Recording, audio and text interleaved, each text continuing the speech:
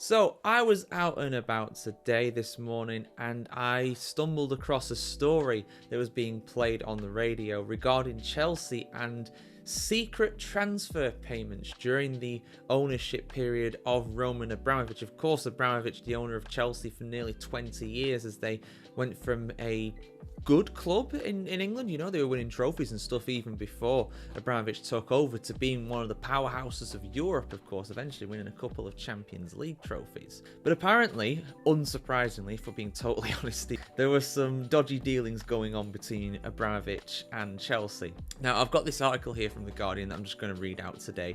But the long and short of it is that Chelsea basically, with their new ownership, with the Blue Corp, whatever they're called, Todd Bowley's organisation, which owns Chelsea, they basically reported this themselves when they discovered this, and because they admitted this freely, they are hoping for a financial penalty rather than a sporting one, such as a points deduction. But let's have a look at the full story here, guys. Full article on The Guardian. Chelsea are negotiating with the Premier League over a financial settlement related to secret payments for transfers made during Abramovich's ownership. A financial settlement is seen as the likeliest outcome, as the club's current owners, Todd Bowley and Clear Lake Capital, that's it, Clear Lake, I knew it was something blue related, discovered the irregularities during the takeover process in May 2022 and reported them to the Premier League and UEFA, the governing body for football in Europe. An outcome is expected before the end of March, with sources confident that Chelsea's self-reporting will ensure they are not hit with a sporting sanction such as a points deduction. The possibility of sanctions was raised after leaked files obtained by The Guardian in 2023 revealed a string of secret payments made during the Abramovich era, sparking questions over how the Russian funded the club's success. The Premier League has been investigating payments that appeared to be connected to the signings of Samuel Eto'o and Willian in 2013.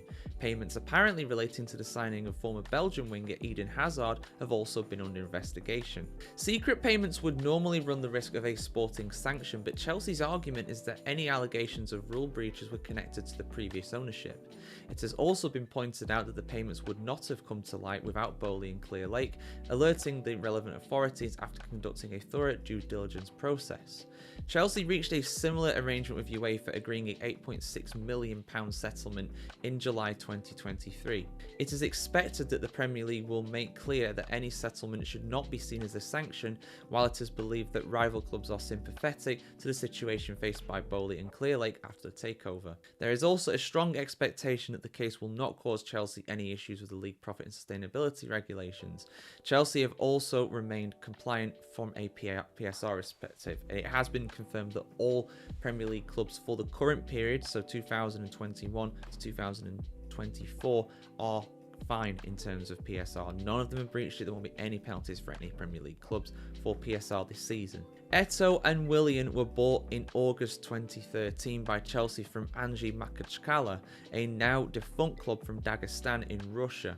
Financial records indicated that payments unrelated to transfer fees were made by two companies, Tobio Services Incorporated and Fernington Investment Corporation, based in the British Virgin Islands. Of course they are. There is no suggestion either player had knowledge of the payments. Chelsea and the Premier League declined to comment. Right, okay, so we've got a fair amount to dissect there.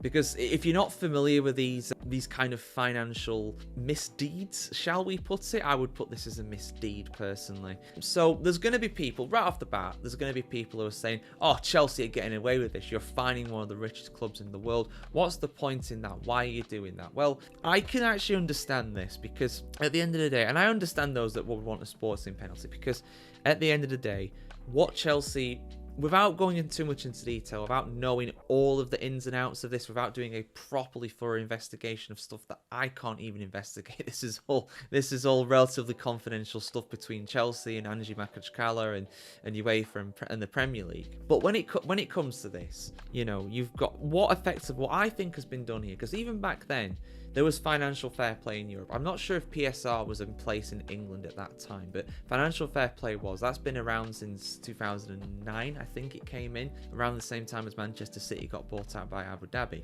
But when it comes to Chelsea with this, what they've done is that what I think they've done, going off of this anyway, is that they will have made, I don't know how much these signings were for. Let's say Eto'o was £30 million and Willian was £40 million. I think it was something around there at the time. So the official transfer fee for both of those players is about £70 million. That's what's reported. That is what is accounted for. However, using these satellite corporations, these other corporations, those two that were mentioned in the article, Tobago Services and Furnington Investment Corporation, those companies will have given significant payments, maybe, I don't know, £5 million, let's just say for argument's sake, for each player, and that would have sweetened the deal a bit for Angie. So they would have got that money, but it wouldn't have been from Chelsea, so it won't appear as anything negative on Chelsea's financial records, and it's effectively off the books at that point. I can imagine that financial reporting in Russia in general, when it comes to stuff like this, is probably not the squeakiest clean, just like a lot of things in that part of the world without going too in detail. So that's probably what's happened here. And if this was still Abramovich that was owning the club at this time, 100% sporting penalty, give him a fine, because what they've done there at that point, sporting penalty and a fine, I should say, just so I get that clear, some sort of points deduction or some sort of transfer ban or something like that. Chelsea are no stranger to transfer bans. They had one about 5 years ago or so, I believe. So if Abramovich was still in charge, I would 100% say that, yeah, they need to get some sort of points deduction. But because it's Top Dolly now in charge, it's a different ownership. They had no say in that, even though Chelsea 10 years ago, and throughout Eto's and Willian's time at the club, in theory, benefited from that. They did not pay as much as what they could have done.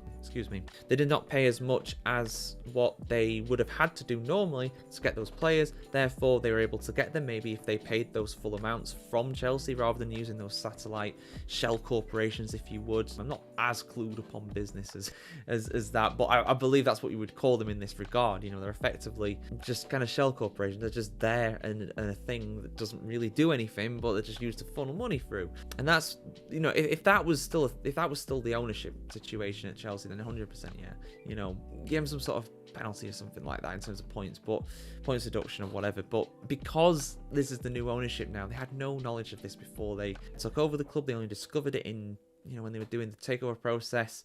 They were not a part of it. Those players have long since departed. Chelsea are not gaining any benefit really from the transfers of Eto'o and Willian anymore. So for me, I think a financial penalty is probably fair in this regard. They should get 100%. You know, Chelsea Football Club have broken the rules, even if Todd Bowley, the part owner of Chelsea, did not do anything himself. And I think it's, I hesitate to say admirable, because if this got discovered somehow, if there was a leak somehow, then I think that they would be in a lot more trouble. They would get some sort of bigger penalty, like a transfer window ban or some sort of points deduction or something like that. So I hesitate to say that it is admirable of them. It is, you know, it is a positive thing for them to do. I think it's the right thing for them to do, and because they've done it, I think they'll escape a more severe penalty. But that's basically the long and short of it here, without going into figures and stuff like that, which I can't find anywhere. Maybe more of this will come to light in due course, but yeah, I mean, you'll bring you any kind of confirmation with it. I imagine they're going to get some sort of, I mean, football clubs get fines all the time. Manchester City got a big fine at the end of last season for repeatedly delaying the kick-off times and stuff like that for their second halves of matches. And you know, fines happen all the time for all sorts of reasons in football, and this is a more egregious one. But I think, given the fact that the owners that are currently in charge had nothing to do with the previous ones, and let's be honest here, we knew that Abramovich was doing some dodgy things, we just didn't know what. That's not a surprise at all. Even Chelsea fans, I think, will openly admit that's the case. That's just a fact. They're not the only club doing that by any means, but they definitely were one of the worst back in the day when they were, you know, becoming this European superpower. So, yeah, that's my take on it all, guys. I think it's fair that if they do get a financial penalty, if there's more to this than what is being reported, then maybe they'll get more. But whatever happens, we'll bring you here on thefootballchronicle.com when we know more. Like, share, comment, subscribe. Ring the bell as well to see much more football news and opinion pieces just like this. Take care, guys. See you very soon.